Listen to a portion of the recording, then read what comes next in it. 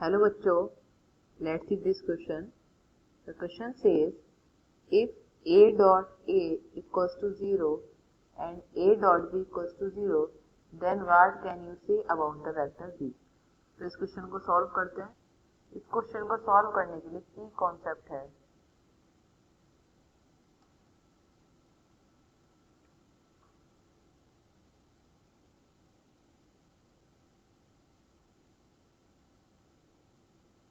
Dot product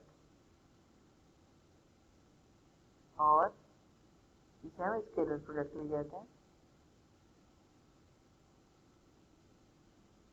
ये क्या होता है, a dot b equals to magnitude of a magnitude of b cos theta के बराबर होता है। थीटा क्या है, यहाँ पे एंगल है बिटवीन a एंड b। अब अगर मैं a डॉट a ले लूं तो इसका क्या मतलब होगा,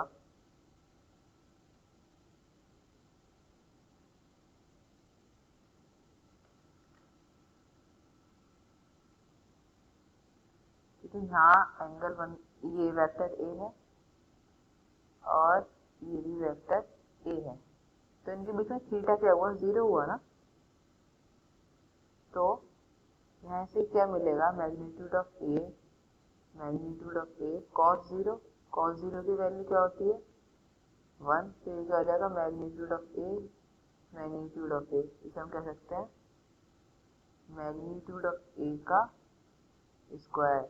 हम इसे ऐसे भी लिख सकते हैं, ठीक है। तो इससे क्या बोलते हैं, अगर हम एक वेक्टर का डॉट प्रोडक्ट लें उसी वेक्टर के साथ, तो किसके बराबर होता है, उसके मैग्नीट्यूड के स्क्वायर के बराबर होता है। अब अगर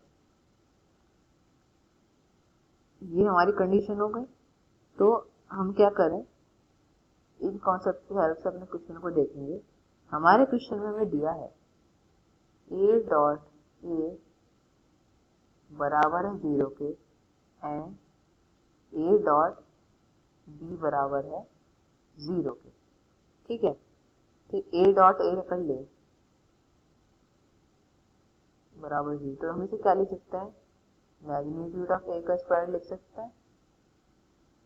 तो ये क्या हो जाएगा, मैग्नीट्यूड ऑफ a बराबर 0 हो जाएगा।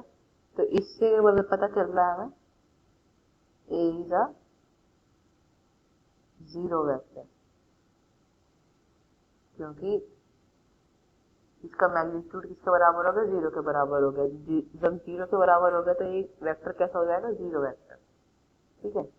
अब हमें क्या दिया है उसने, a डॉट b दिया था 0 के बराबर, तो यहाँ से a तो पता चला कि 0 वेक्टर है, पर b के बारे में हम कुछ नहीं कह सकते। तो क्या होगा, इसका कंक्लूजन क्या होगा, hence vector b satisfying a dot 0। ये तो सही बात है कि सेटिस्फाई करेगा, पर ये कोई भी वेक्टर हो सकता है, it can be any vector.